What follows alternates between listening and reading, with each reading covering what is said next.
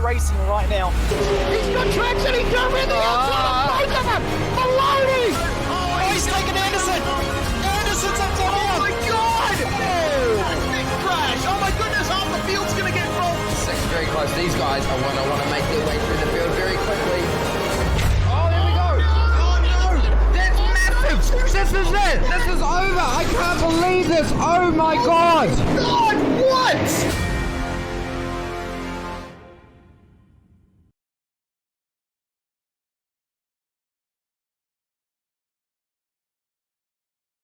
Good evening, everyone, and welcome to Suzuka in Japan for round 2 of the Ozicar Skip Barber Season 4, live on Simspeed TV as always. My name is Ryan Jones, and alongside me is David Haynes and Jake Kennedy. It is behind the scenes as always, and we are going to get into the action pretty quickly here tonight. David, just a minute left in qualifying, but everyone's already done their qualifying time, except for Cameron Dance, who could not keep the car within track limits. Yeah, precisely. I mean, welcome to Suzuka. Very, very short blast of a lap around here, and I think a lot of drafting on the pit straight. This is, I think, the closest we're going to see to Skippies on and off this season.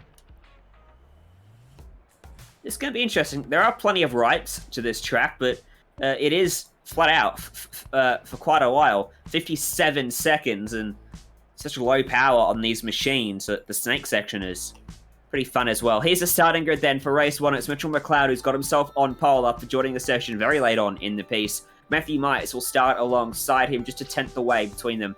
Breda Martin and Matt Marsh share the second row of the grid ahead of Nathan Verney and Sean Doyle. Dennis Hancock and Mark Jeffrey line up 7th and 8th. Leon Williams and Russell Clark on row 5. Yep, behind them for the rest of the field, it's Jason Fewens, Vic Bent Veltson, two drivers who are back again for this season. Philip back at Solus, bit of a new name this season, starting from 13th. Ira Falberg in 14th, Peter Wilkinson 15th, Darren Lissu in 16th, Philip Howe in 17th, Russell Marsh 18th, Jeremy Bush in the blue and yellow in 19th again, Danny Albin in 20th. Then the rest of the field there, just Cameron Cousins, Isaac Summers, and as we mentioned, no qualifying time for Cam Dance, a bit too eager.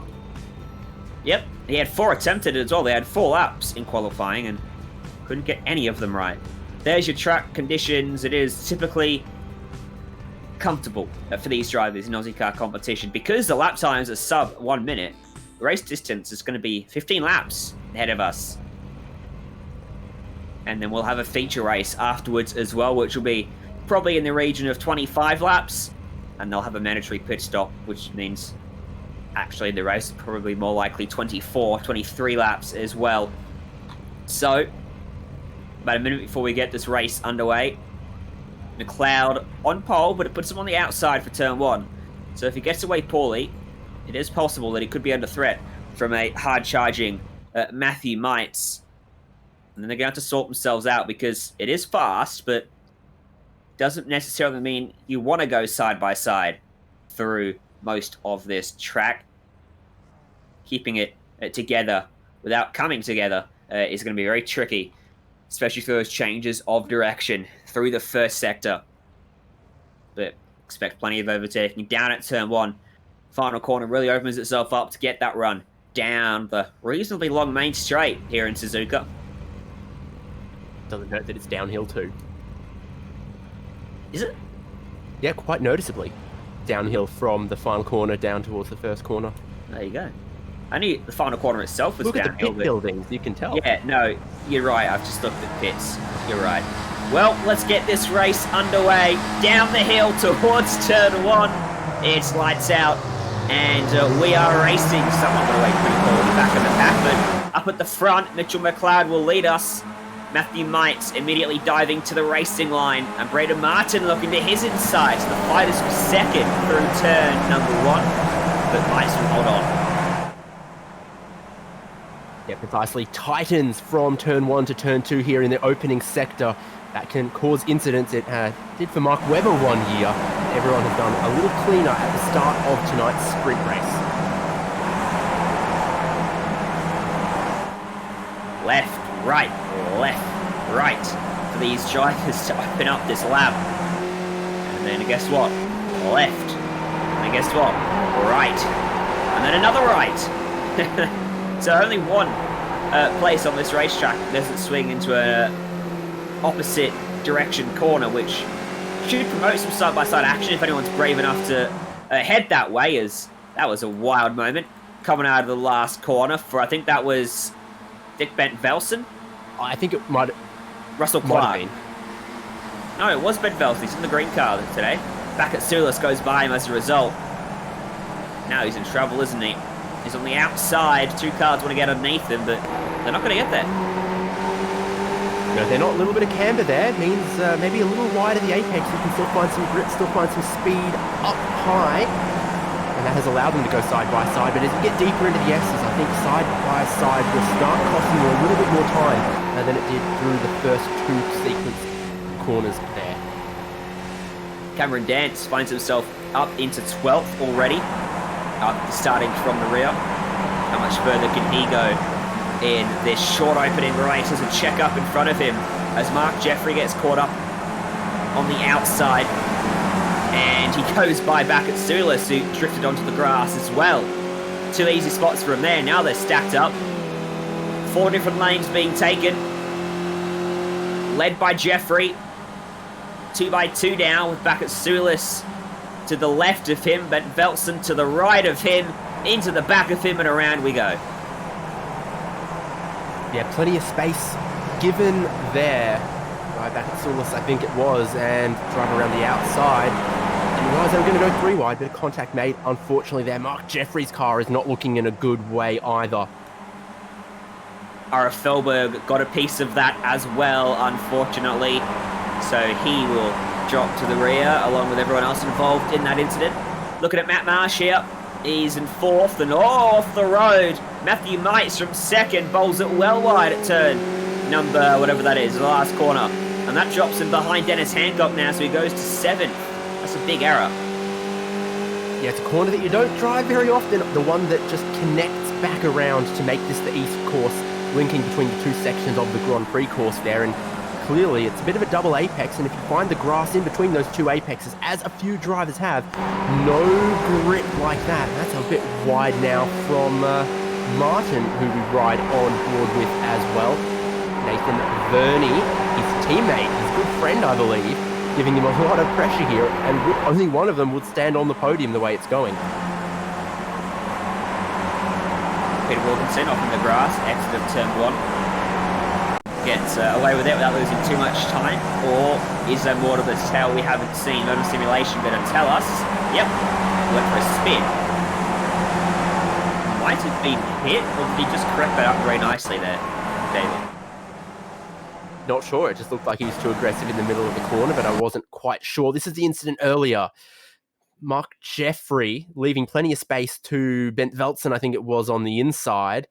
And around the outside went, 2 other drivers. Wilkinson, one of them, I think, was just going out wide to dodge the accident.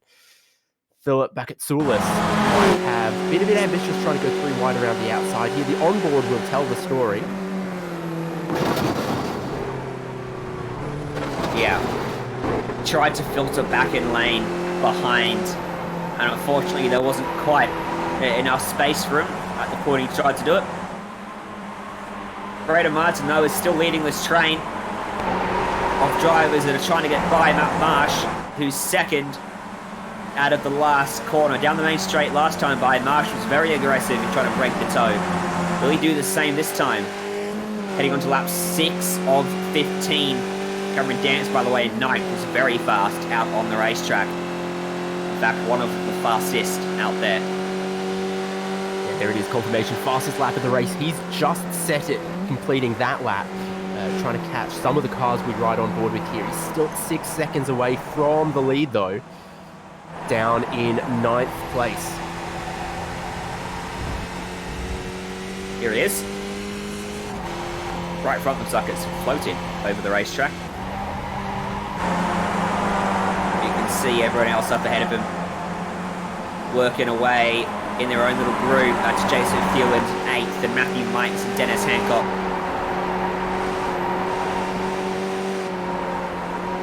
So 2 3-car trains pretty much.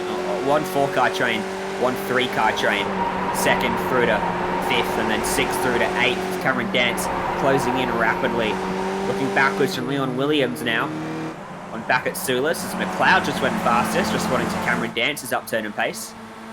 Can Dance steal it back away? Yes, he can. Yeah, 2.5 seconds is a comfy little gap for McLeod over second place at the moment. And then that's where the excitement is over second place. 4 cars battling for that one at the moment. Marsh trying to hold on to it. Then behind them, this is where the traffic is going to be for Cam Dance. He's just starting to catch them.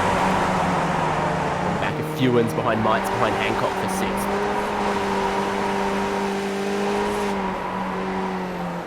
It's a tough track to pass on. I actually called a race earlier today at Suzuka in LMP2 cars, and that was using the full circuit, but same thing. It's a tough track to pass on. Turn 1's the only real opportunity, and I'm now a bit torn on whether the East circuit provides more or less of an opportunity down the main straight towards Turn 1. It's a bit more of a high-speed corner, so you can't launch off it like you do from the chicane of the full circuit. As there's a move, speaking of the devil, Matthew Mites on the inside of Dennis Hancock, and he's going to pull that one off quite nicely. And it might, and it will, open the door for Cameron Dance to slide to the inside, having already dispatched with Jason Thewen, and that was great avoiding action from Dance to not spin that car out or make contact. Yeah, indeed. Past the halfway point now, the drivers all getting a little dicier, trying to pick up a couple more spots before the end of the sprint race of tonight's round.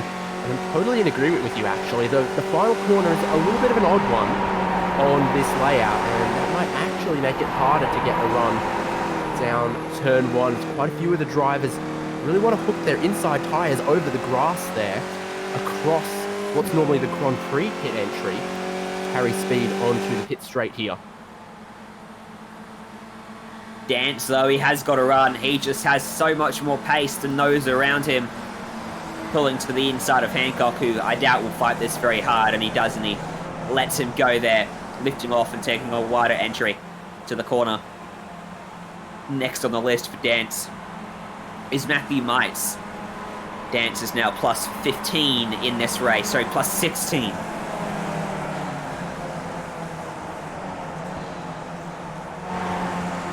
Also making progress, albeit not quite as much. Jeremy Bush here is plus 2, looking to make it plus 3 with Philip Howe in front.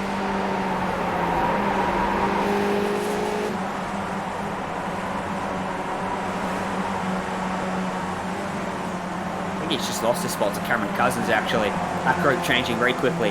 I think down at Turn 1, Darren Leslie's in amongst this as well, and Ira Falberg's at the back of it after his early spin. Getting collected and the incidents in front of him.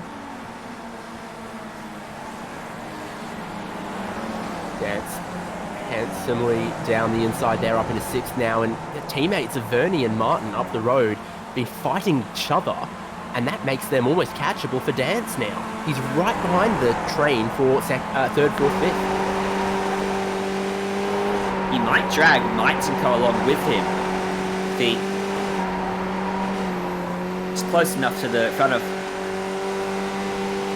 Matthew Mites down the main straight. He could get a decent tow, and Cameron Dance may drag quite a few more cars onto this battle for what is now P3. Matt Marsh has driven away from them. Vernie, comes Martin, then comes Doyle.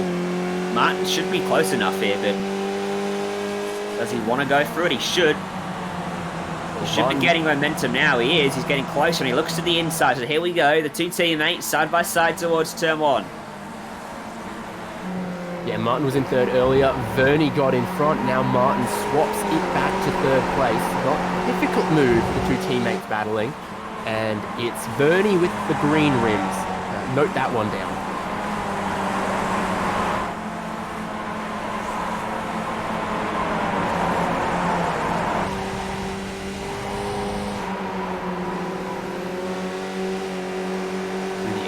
Still different lines being taken here. Tighter exit from Vernie means a wider entry towards Dunlop before they then take what's almost a triple apex right-hander. That little shortcut back to the pit straight. And they're also close once again. You can see up the road, Matt Marsh, Mitchell McLeod.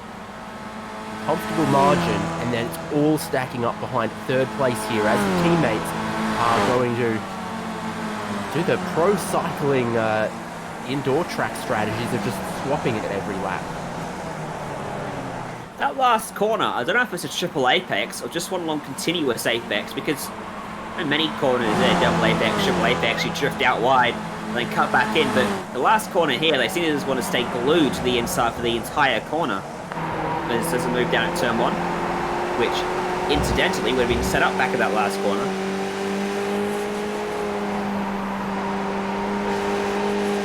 There's Ben Belton in the middle of the forecast graph.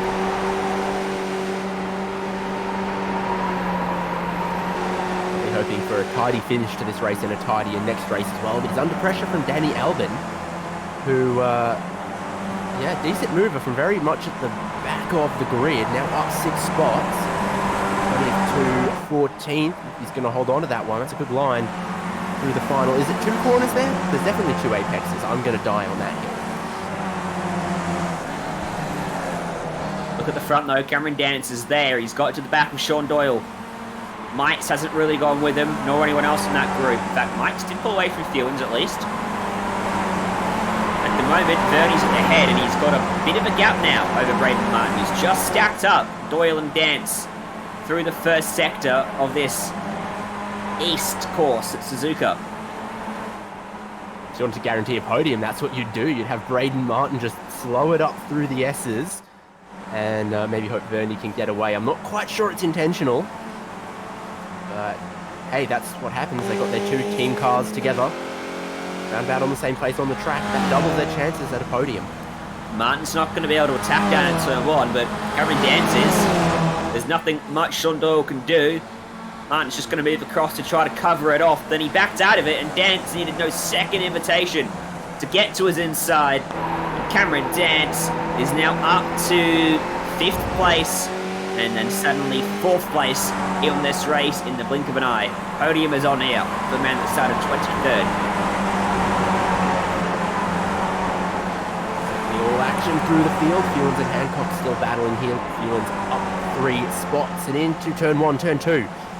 But a side by side for those deeper in the field. Danny Albin still trying to hold on and grab another position off Leon Williams. So maybe Albin's one to look out for in the next race as well. Mitchell McLeod with a 3.8, make it 4-second advantage, give it a take. Heads on to the final lap of this race, completely unchallenged. Matt Marsh unchallenged in 2nd. Nathan Verney, though, has got a big fight on his hands to keep the podium. There's a fight for 5th going on with Braden Martin and Sean Doyle into turn 1, almost making contact. Martin just holding the spot.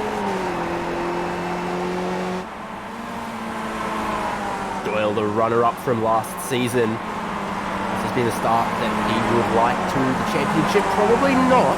But the consistent results always pay off in the long run with the point structure in this championship very much favouring scoring lots of top 5s, lots of podiums, and making sure you always finish every race. Mitchell McLeod out of the last corner is going to win this race. There's an almighty battle happening for 3rd. Dance got to the inside of the last corner and he got there. He gets the move done. Matt Marsh will cross the line 2nd. Cameron Dance drives from the back of the grid to 3rd in 15 laps. The Albin hunting a wounded Skippy in front, but the finish line comes up very quickly out the final corner here, doesn't it? Indeed it does. It's very early on in the straight.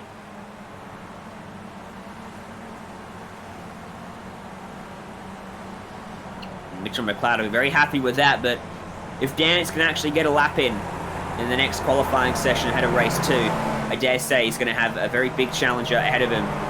There's a look at a part of Suzuka we're actually using today, the hairpin. We're going to go to look at our results of race 1. Winning margin in the end was 3.8 seconds for McLeod over Marsh, and then Dance 3rd. Braden Martin has to settle for 4th. Sean Doyle 5th. Where's Verney in the results? Matthew Might 6th, Jason Fewens 7th. Dennis Hancock comes home in 8th, Russell Clark 9th, and Russell Marsh 10th. Yeah, these are the official results. Might look into maybe Vernie was accidentally penalised post-race or something, but Philip Bakatsulis there in 11th. Danny Albin, he moves up through the field there as well to get to 12th, just ahead of Leon Williams. Vic Bent Veltzen in 14th, Cameron Cousins 15th, Philip House 16th.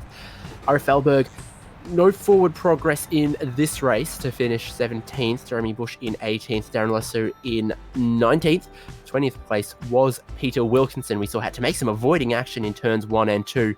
That might have been the source of one of his problems. And then it's Isaac Summers 21st, Nathan Verney classified 22nd. We'll see if that stands for the official results, but per iRacing Race Control, that is where he has finished. And that is everyone. Mark Jeffrey, unfortunately, finishing 23rd, not taking the finish of that race. But stay with us here on Simspeed TV, brought by Simfinity and Virtual Motorsport Mentor. We'll be back on the other side of this, ready for part 2 of our evening, the Ozicar Formula Skip Barber Series.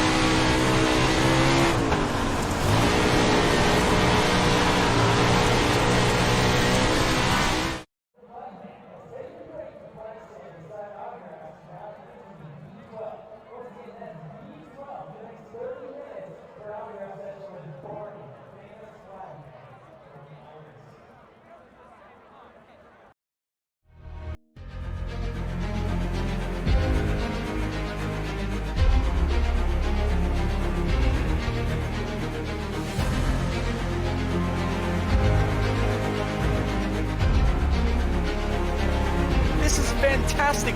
This is GT racing right now. He's got traction, he's got rid of the outside, both of them! Maloney! Oh, he's taking Anderson. Anderson's up top. Oh my God! Oh, big crash. Oh my goodness, half the field's gonna get rolled. Second very close. These guys are want to make their way through the field very quickly. Oh, here we go. Oh no! That's massive.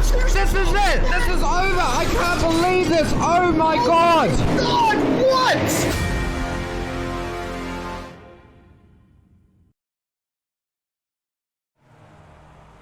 Welcome back to our coverage on Simspeed TV of the Ozicar Formula Skip Barber Series, presented by Simfinity and Virtual Motorsport Mentor. We are getting set for qualifying number 2, ahead of race 2, our feature race, featuring the mandatory 2-tyre stop.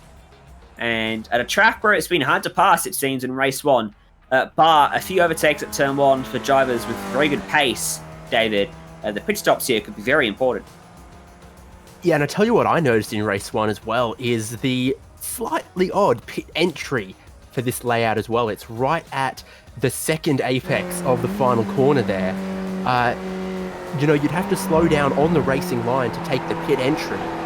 So that will be very, very interesting to watch. I mean, surely, end of lap one, we often see a lot of drivers pit in these races. But for some of the drivers who go a bit longer, pit in the middle of the race, there could be a little confusion there. So we'll see precisely what happens in this one. Often hard to predict, always unpredictable. Cameron Dance can get a time in qualifying. He'll be on track for a much better result than the 3rd he got in race 1, despite starting from 23rd on the grid. You just saw a snippet of pit entry there at the end. You can see the rise up the hill that you embark on as you head through the Snake, the S's section, and then the drop back down the hill at the main straight on Suzuka circuit. Now Jay's having a stroke with the cameras. So we're going to get into qualifying here, David. Expect more of the same with McLeod out front, or do you think Dance or maybe someone else could challenge him? Well, I mean, your top 5 favourites for qualifying absolutely has to be McLeod, Dance, Doyle, Marsh. Who else will I throw in? That Russell Clark, of course.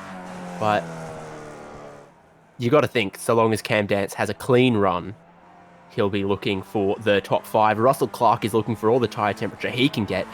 Mate, you've got 4 flying laps, but he wants that first one to count. Absolutely, look at that. I want to wear the tyres out because of our 4th lap, you can take a percent out of the tyres, and it does make a difference. So got to be a little bit careful there. But tyre temp is crucial. It's like watching Jake Sperry on his controller. Difference being Clark is keeping it on the racetrack. Yep, precisely. And this will probably be a competitive lap as well. So he straightens it out, puts the power down, and he's going to start his first qualifying lap for race 2 from Suzuka. Drive down the racing line in the shade. Absolutely committed to the first apex here. Just spied Cameron Dance heading towards turn 1 in his first flying lap, still warming the tyres up and still bowling himself off the racetrack to pick up an off track. Yeah, I saw that as well, and onboard from Clark at the same time was very much a case of start turning into the first apex. Rear tyres just aren't there on this first flying lap. Very short run out of pit lane for a very short lap. So, yeah, probably the coldest start to a flying lap that you would have. Very different to Spa, for example, where we were at the end of last season, where you do your outlap and your tyres, if anything, are too hot. End of doing a full outlap. Clark, we'll see how this one tracks, but I'm sure he'll find more improvement. Track temp is 2 degrees colder than it was in race 1 as well. That could be making, could be having a bit of a factor into the times. As Clark crosses the line, does a 58.422. And Braden Martin immediately eclipses it with a 58.390. Mitchell McLeod is not yet on the racetrack. So Martin from Clark, then Jeremy Bush. Very tight from Jeremy Bush on down. There's 6 drivers in the 58.7s. Matthew Mike just went ahead of all of them into 3rd. Ooh, Isaac Summers bowling a wide there as well. A lot of drivers pushing hard, finding that the grip's not there through the S's. Just by the time they get to the 2nd lap, 3rd lap, maybe 4th lap, expect it to be better. Here's Summers out of the last corner, currently 12th, just onto the grass after the line. That lap doesn't count. This lap might not count as well. There we go. Cameron Dance finally gets a time on the board, and he goes to the top with a 57.718, just over a 10th of a second quicker than Braden Martin's effort, which was his best of the session so far. We had a lap 2 there. Nathan Verney crossing the line as well, goes 16th. No time on the board yet for him. Ira Falberg, this one's not going to count. I saw him loop it a bit, and as you can see, it was already 10 seconds off the pace, so he's got to clean up his act for, I think that'd be Falberg's. He spun on the exit of the last corner at the end of his first lap. So his entry to his next lap was heavily compromised, and he's just spun again on lap 3 to the turn 2 area. So his session's not going well. Matt Marsh, his session's going slightly better than it was as he goes to 3rd with that improvement. Leon Williams added a couple silver ferns, I think, to his livery there. Glad this is motorsport and not rugby union, because I actually care about motorsport. Yeah. The Kiwis are good at that too. They're driving nonsense. Cameron Dance just went quicker still out front, a 57.607. Matthew Mites challenges him with a 6.7, but he's still 600ths of a second away. Here's Mitchell McLeod out onto the racetrack. The glorified Twitch streamer, self-proclaimed. What is it? What is he self-proclaimed as again, David? Best what? Is it best driver in the world? Yeah, he's one of Australia's best sim racers. Best sim racer in the world, says Jay. That we're not making that up. That those are words directly out of Mitchell McLeod's mouth. Not said irony either, and said on TV. So there you go. I think it was on the ABC, so it had to be factual as well. Exactly. On everyone's favorite childhood gaming show, Good Game. I've just suddenly realised how untrue that show was if McLeod ended up on it somehow. So, through the last corner for McLeod. He was one of the best in the world at that point, says Jay. What a rapid downturn it's been for him then, or rather an upturn for the rest of the world. 57.9 for his first lap, he goes 8th. Expect improvements over his next couple of efforts. Dance at 57.3.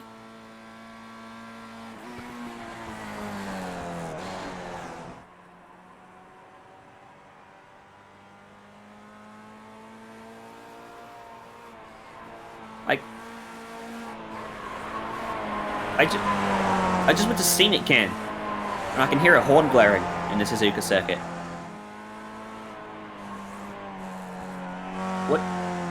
What is near Suzuka that could be blaring horns everywhere, David? Hello, I think it's the pit in. I think each circuit. That. Really? No. Okay, because I know that Imola has the pit in noise that actually matches Formula One. The different circuits have a different pit in horn. Oh, maybe it's that then. I'll see. Danny Alwyn crossing a line, and he goes 12th. Mitchell McLeod crosses the line. He goes 5th. He needs one more. He's got 2 more efforts. Russell Clark comes to pit entrance, and I wasn't on board with him, so I didn't hear it. But Jay says it's like a horn, so that could be it. That could be the sound I was hearing. It's very different. Hopefully that means whistles are coming to iRacing soon for our Aussie tracks. As back at Sulis, we're looking to be a bit higher than 19th, but unfortunately he's already done all his laps. He's practicing his pit entry. I thought he's completely missed it. Missed the last corner as well.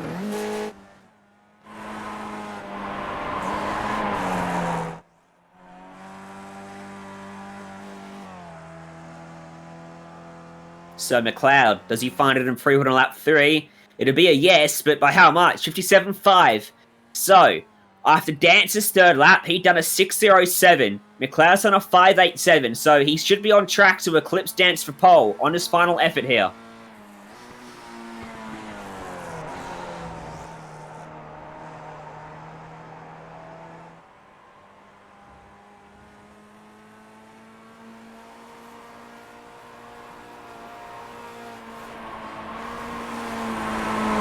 And we've lost David for a minute. So McLeod in second, up through the Snake and into Dunlop. This long left-hander at the top of the hill, tipping it into the last corner, or the last 2 corners, whatever you want to call it, and winding up the throttle, coming to the line. What is it going to be for Mitchell McLeod? The Torque Inc. man goes second, doesn't find what he needed, and it will be front row for McLeod and pole for Dance.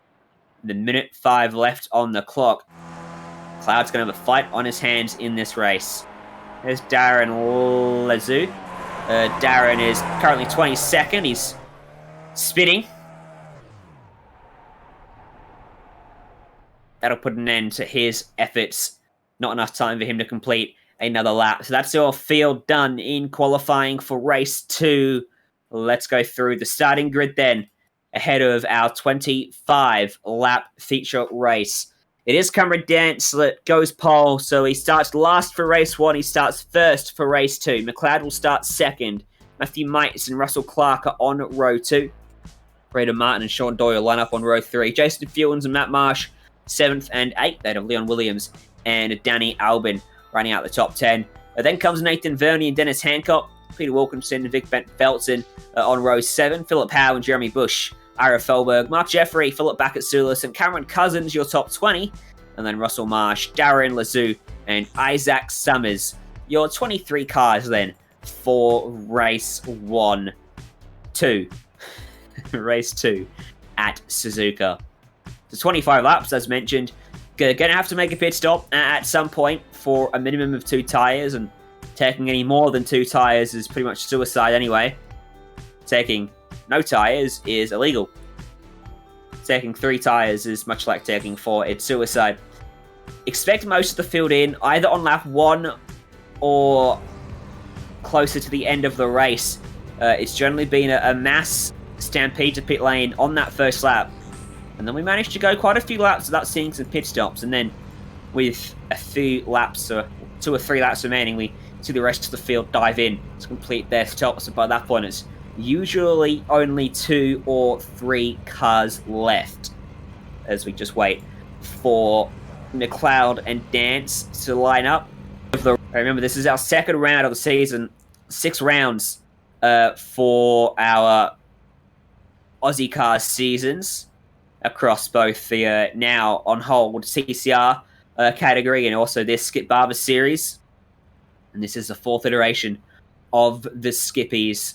Very low-powered cars, very little downforce, but they provide plenty of fantastic racing as a result. Slipstream is so important in these things.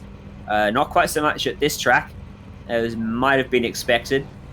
Passing is actually a little bit more difficult than it normally is in these cars today, which is adding an interesting dynamic to the race, but I think given how easy it was for McLeod in race 1, he's not going to see that again in race 2.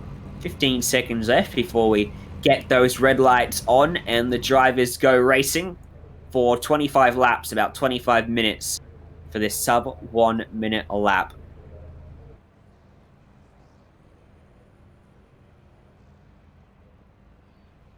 So the time runs out, the red lights are going to come on, and with that, the revs rise.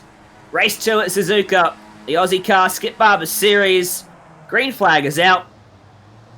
And a nice even start from your front 2 rows. Someone in the back straight away darting to get to the inside. Will there be any change at turn 1 up the front? Dance leads us from McLeod. Might slotting into his spot in 3rd ahead of Clark and then Martin. Sean Doyle 6th.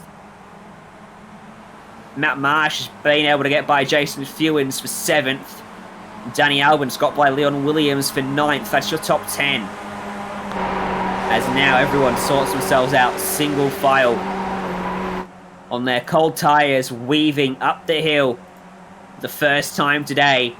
And when we get to this last corner, watch out for cars trying to peel off to the inside to take pit entrance as Dance goes straight and McLeod almost grabs the grass and almost spins trying to get into pit road. But he gets there. David, welcome back. McLeod is in on lap 1. He's the only one. That's surprising.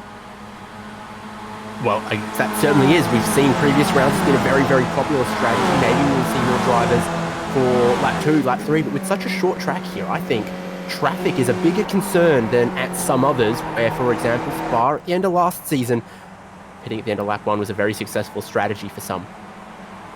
And McLeod's going to have clean air now to himself as well, which is exactly what Dance didn't want him to have by qualifying on pole. Well, someone's off the track through the S's. That's Peter Wilkinson, all out of shape on the grass. Looks like he's going to gather it up and, in the fence to the right-hand side of him. That was Philip Backett-Sulis. Damage to the front wing. In fact, he's lost his front wing. And he's gone back to pit lane, the virtual toe. What's happened here, David? Let's take a look and find out. So this is through the S's. Wilkinson very, very wide, out of control. And I think that's just scared back at Sulis into giving a bit more space than he otherwise was.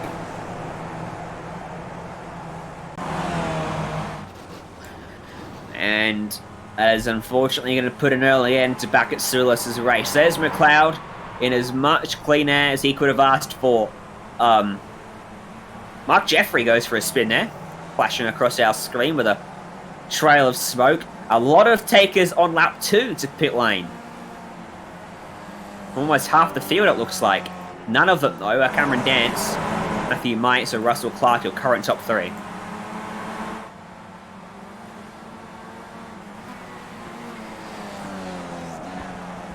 It would seem we've lost David Haynes again.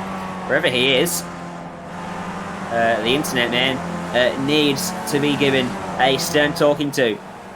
Dance can see cars coming out of pit road in front of him. Peter Wilkinson, one of them. Wonder if this is going to hold up Dance at all. Just see him in the background from this gearbox shot. Dance, just see him most of the way around the corner. In fact, was that him off? Yeah, it was. Peter Wilkinson off at turn 1. Rear wing now disassembled. David?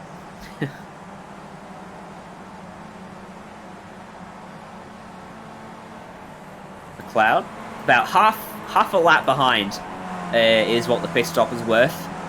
See him down the main straight, and there's Dance heading up the hill already. Matthew Mites pitted, by the way, and he rejoined behind McLeod, but not that far behind him.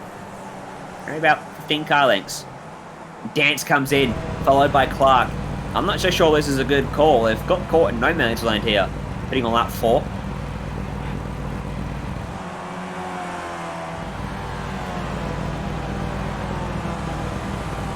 Dennis brings it to a stop, and Danny Albin continues on, taking the lead of the race for now. On board with McLeod. Has he done enough over the first 4-5 laps of this race to jump Cameron Dance on pit road? I suspect he probably has. I don't think this was a good call from Cameron. And in fact, he's had a bad stop because Russell Clark has jumped him by a long way.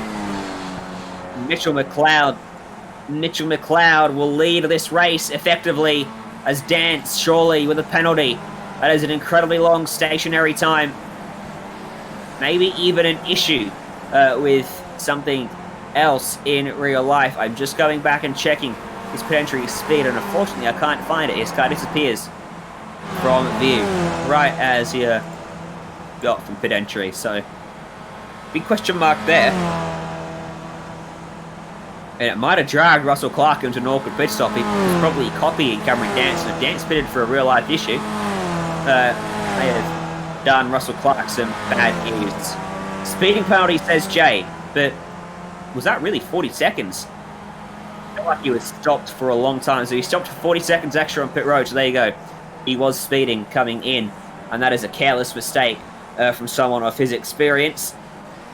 McLeod close to lapping him as a result, and he'll be feeling very comfortable about his chances of doubling down on race victories this round.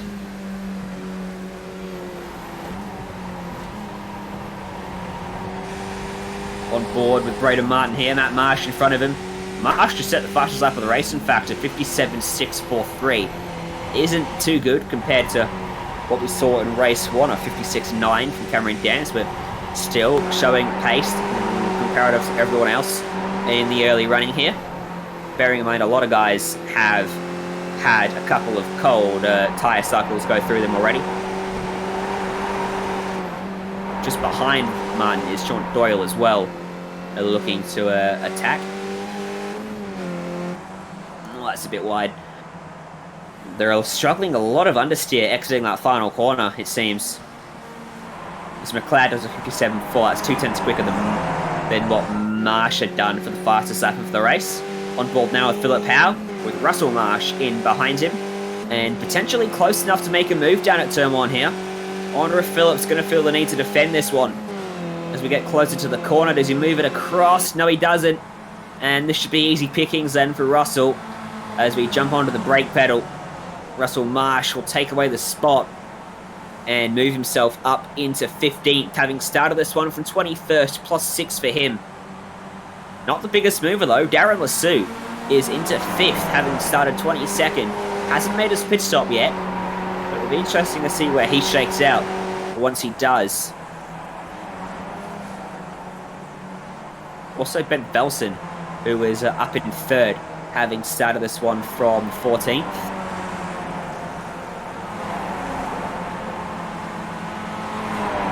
He's not. He's 3 seconds ahead of Lassou, 4 seconds behind Albin, the current race leader. Honestly, I've got no clue where these guys could rejoin the racetrack as compared to who's out there at the moment, having made their stops. But there are 5 cars yet to make their stops. Lassou is the last of them. Albin could be around Vernie or something like that when he makes his stop, says director and occasionally corrects Jay. Vernie's probably about to get held up now as he catches Doyle, who's still behind Martin, who's still behind Matt Marsh. Vernie's the most likely of this quartet to make a move at turn 1 if he stays this close through the final corner.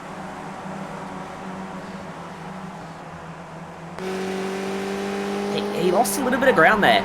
It wasn't the greatest corner for him. A little bit of understeer, I think. He couldn't get on the throttle as early as he wanted to. And that should mean that Doyle's safe at turn 1. Battle for P3 relatively close as well, as you can see. Ben Velson with Leon Williams behind him. Wouldn't make too much sense for these guys to fight if Leon does catch him, because right now they're racing a lot of cars that have already pitted and are not with them on the racetrack. They need to think about what happens after they make their pit stop and where they're going to rejoin. Can't afford to give up some easy time with the relative clean air they've got right now. But there is a chunk of laps cars in amongst that group at the moment.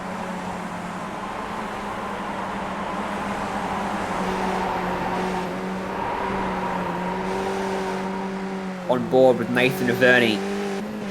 Look at the lock through the wheel. Just trying to keep it contained and not doing a good enough job of it. Understeer turns into oversteer as the left sides touch that grass. With the power fully on. Exiting that last corner, and look at the momentum he loses all the way down to turn 1 as a result. Sean Doyle completely unfazed by any advances from behind.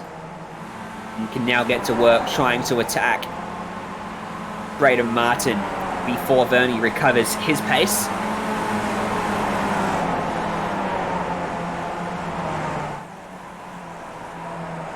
They're all catching Russell Clark as well, who's just in front of them. So Russell Clark could end up becoming the cork in a bottle in a minute. He was 4/10 slower than them all on the previous lap. As we watch the P15 scrap at the moment between Philip Howe, Russell Marsh and Isaac Summers. Ooh, 57.001 from McLeod there. That's very quick. It's on par with the pace we saw in race 1 from the quickest cars on the track. And Sean Doyle has got by Braden Martin as Isaac Summers goes off at the last corner. There's Doyle ahead of Martin now, up into P number 10. And he'll give chase to Matt Marsh, who's now truly stuck behind Russell Clark. Leon Williams rejoining the racetrack after pitting from P4. He is now back in... what was that? P14-ish it looked like? Yeah, 14th. Look at this train. 1, 2, 3, 4, 5 cars strong as we are about to eclipse the halfway point of this race.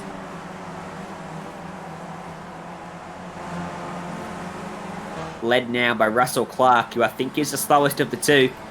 Lap times or anything to go by before Matt Marsh caught him. In fact, Marsh was still 3/10 quicker on that last lap. Generally, there's a window of opportunity when you first catch someone that you can power through any dirty air effect and make a move, but it's just so hard to pass at this track. It's a well-renowned racetrack, known for its high-speed nature. It's the only feasible figure 8 circuit on iRacing. There is, of course, the Irwindale figure 8, but we don't talk about that. Oran Park as well, but it doesn't really exist anymore because you know, bulldozers and such, and now residential estates and housing and everything unmotorsport-like. Out of the last corner. Definitely close enough for Matt Marsh here. If he sticks firmly in this slipstream, he might be able to pull a move at turn 1. Clark knows it, and he's edging it across the racetrack to protect the inside line. And so Marsh opts to go the long way around. This could get interesting if neither of them back out of it. Marsh couldn't quite keep it within the track. He got the grass, but it didn't unsettle him too much. He doesn't get the car turned how he likes, though, and he is not able to take the spot away. Clark retains it, and that has very quickly dragged Doyle, Martin, and Verney into the fight. These 5 cars are very much now line astern.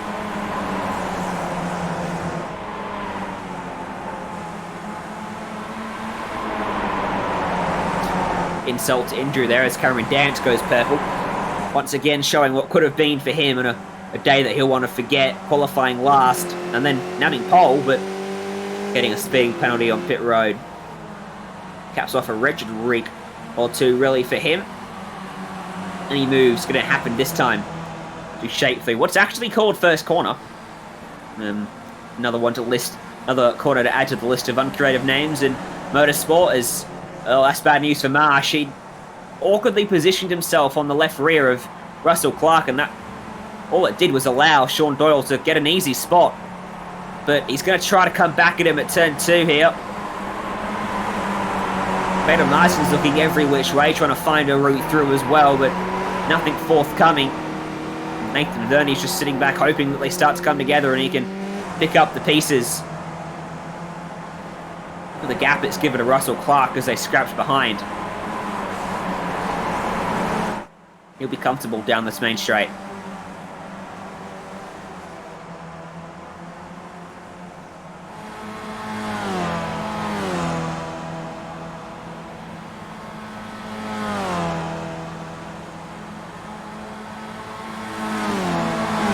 For a move for PA, here comes Matt Marsh.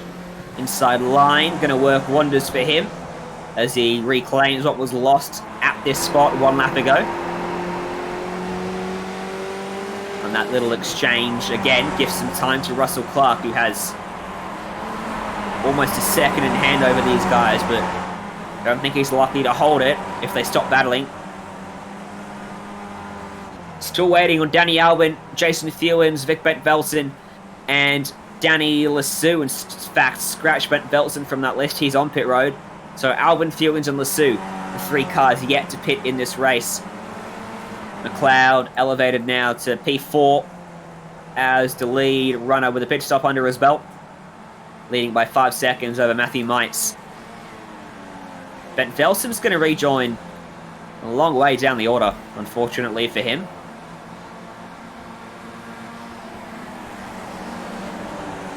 This scrap we're watching is, I think, effectively for P5, maybe even P4. Maybe even the podium. McLeod and Mites, the only 2 in front of Clark that have pitted. Judging by how far behind Bent-Velsen is, I would suggest that even Danny Albin isn't going to be able to rejoin amongst this group. Jason Fewens comes in, and I think there's a car behind him on pit road there. In fact, there's a car in front of him. It's Danny Albin. So both of them pitting at the same time. Danny Lassou now the sole man on the mega overcut gamble or strategy. Definitely a viable strategy. We've seen it quite a few times in competition across Ozicar. But he is the sole one going that route today. As suspected, Danny Albin comes out. Going to end up about 5 seconds behind that group, I think. Maybe slightly less. Could clutch out at the back of them, though, if they sew each other up through some side-by-side action. 2.2 seconds to live margin you saw for a moment there.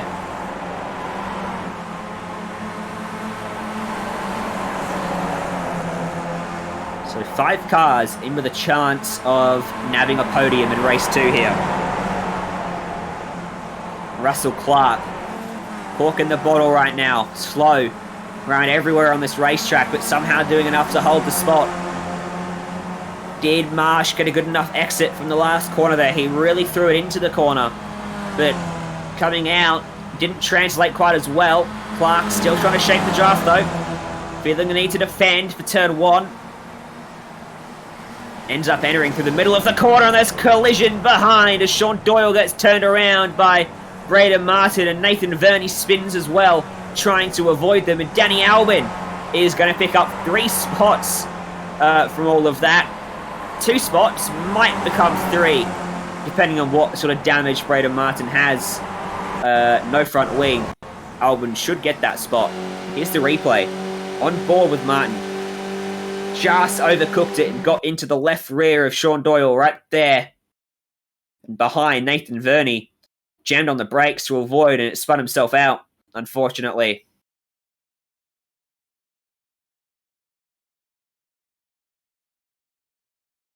Looks like he kept it off the Armco though, thankfully for him. I'll see whether he can recover with some decent pace. It has dragged Jason Fewins, Dennis Hancock, and Jeremy Bush potentially in with a shout of getting by some more cars here. Danny Albin will be the happy one after getting a free elevation to P6. The battle for P3 though, now just 2 cars strong. Russell Clark and Matt Marsh. And this is great news for Marsh and terrible for Clark. Marsh can now attack without worrying about drivers getting past him, which means that Russell Clark no longer has any alibis out there. He has got to defend for all his might.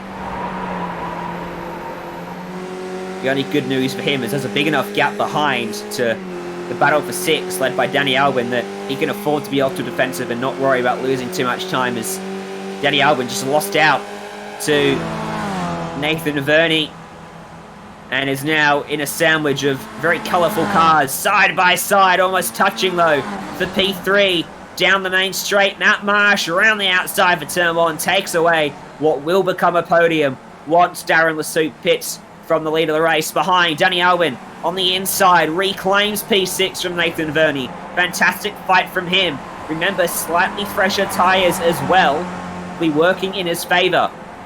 Martin, on the back of these two, doesn't have a front wing, so I wouldn't expect him to be contending, but he is doing a relatively good job of hanging with them.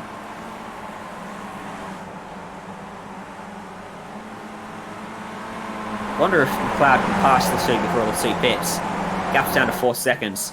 Keep an eye on that with 4 laps remaining. There is McLeod tipping it into turn 1, all by Alonso. Oh, that's tight.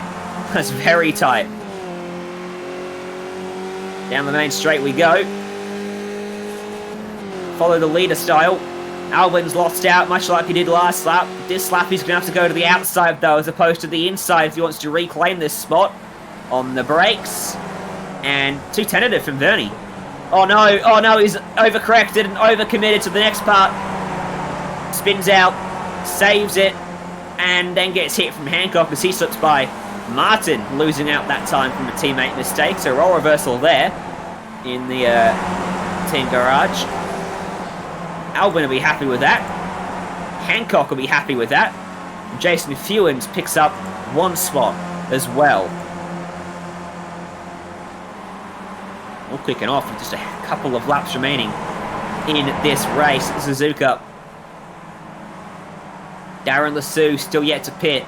Expect him in at the end of the next lap. Who's that coming to pit road? Danny Albin. But why? He's made his stop in this race already. There's no penalty I think he can receive that would bring him back to pit road this many top laps after his pit stop. It wasn't a speeding on exit penalty, otherwise he would have had to come in earlier. So interesting there, as he takes 2 tyres again. Wonder if he forgot to take tyres in the first stop. Jay saying that he did take a 30-second stop, so it is suspected that he took his tyres. Wonder if we'll find out post-race then. Lasoup stays out. He has to come in at the end of this lap, otherwise he's going to risk getting a penalty. Because if he pits in at the end of the penultimate lap, he'll end up in his pit bay after crossing the start-finish line.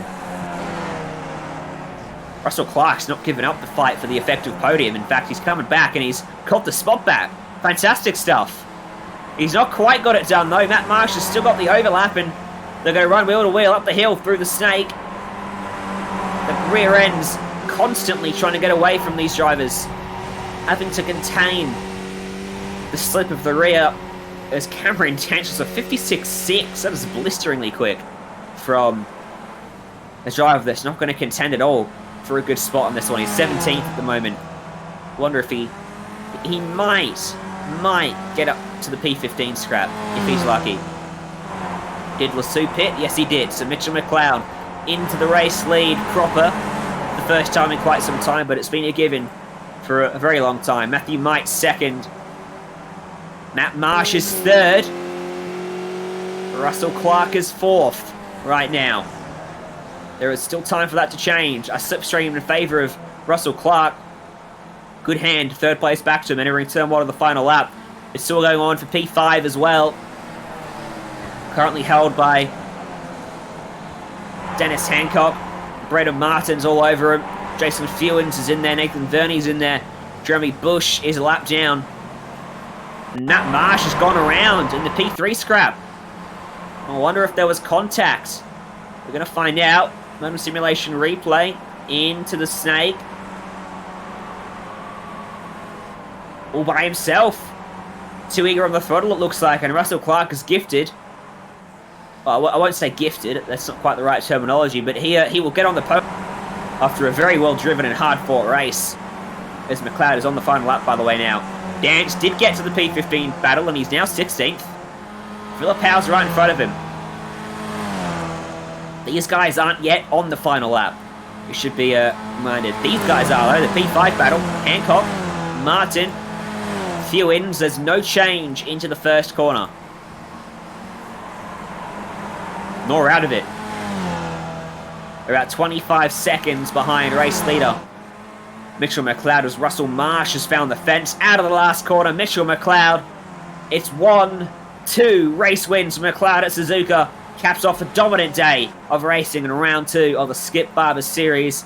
Matthew Mites will cross the line almost 8 seconds away to claim second. And Russell Clark will pick up third after some fantastic fighting, with Matt Marshall will be fourth. Dennis Hancock looks like he is going to hold on to take P5 in this one. It's a good effort from him to hold on late there. Cameron Dance got by Philip Powell for 15th, and he might just get by Isaac Summers for what's actually become 13th as well.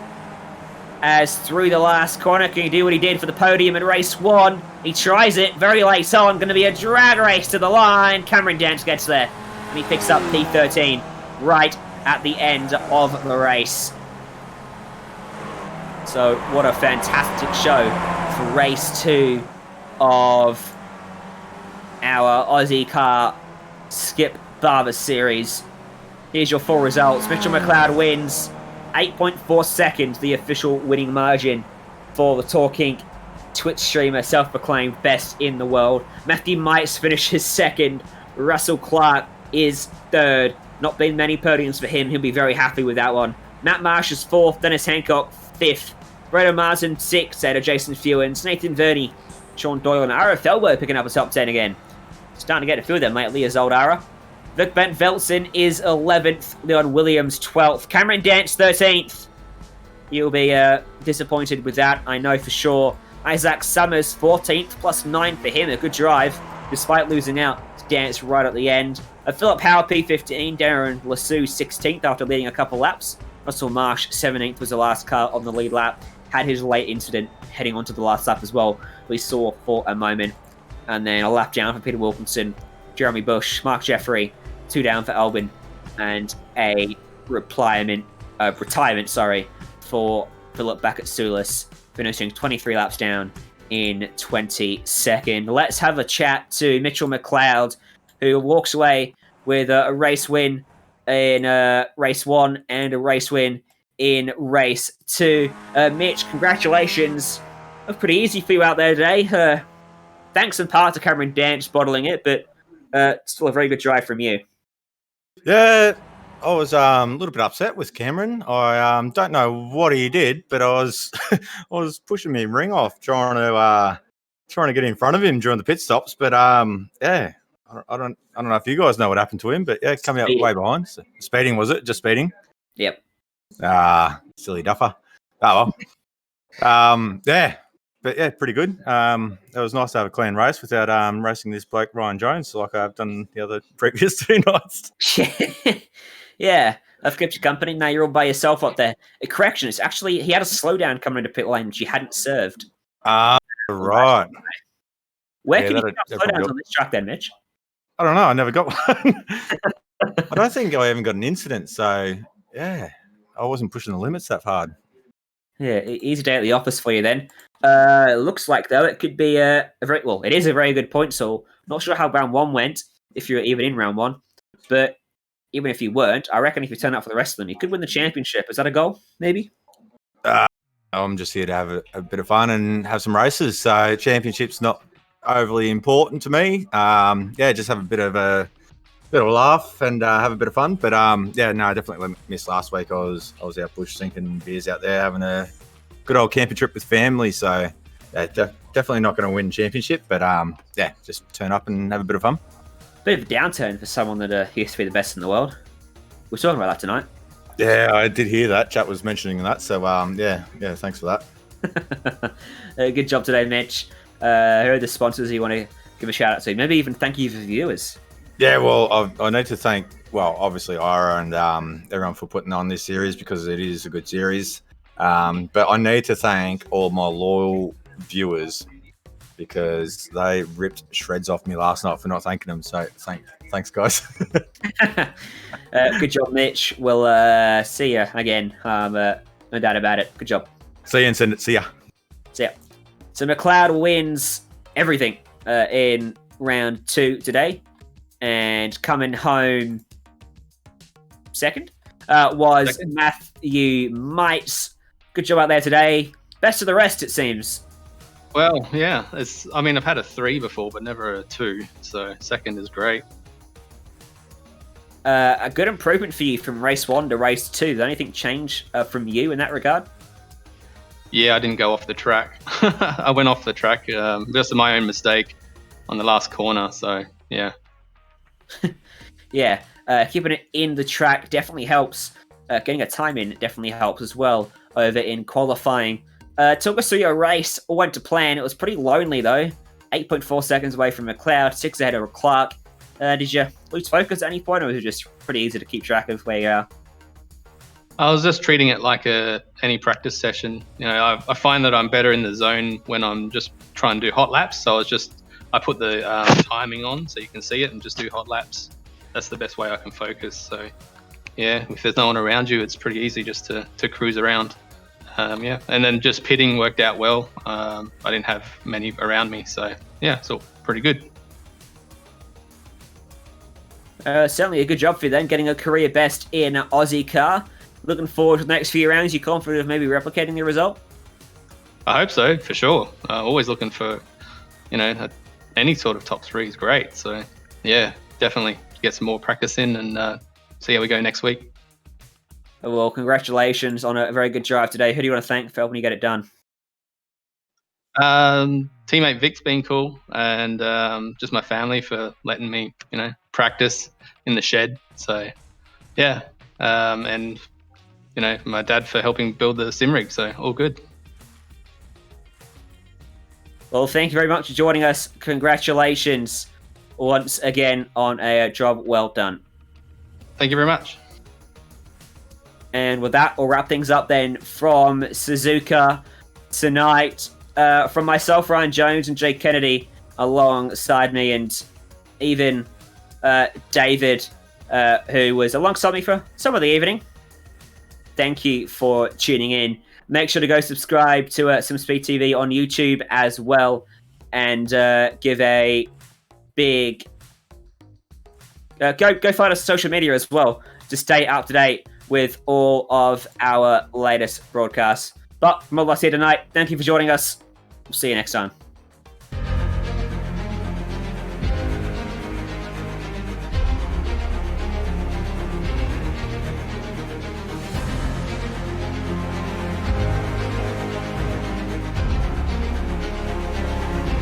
fantastic. This is GT racing right now. He's got traction, he's going around the outside of both of them! Maloney! Oh, he's taking Anderson. Anderson's up top. Oh my God! Big crash. Oh my goodness, half the field's going to get involved. Second very close. These guys are want to make their way through the field very quickly. Oh, here we go. Oh no! That's massive. This is it. This is over. I can't believe this. Oh my God. God, what?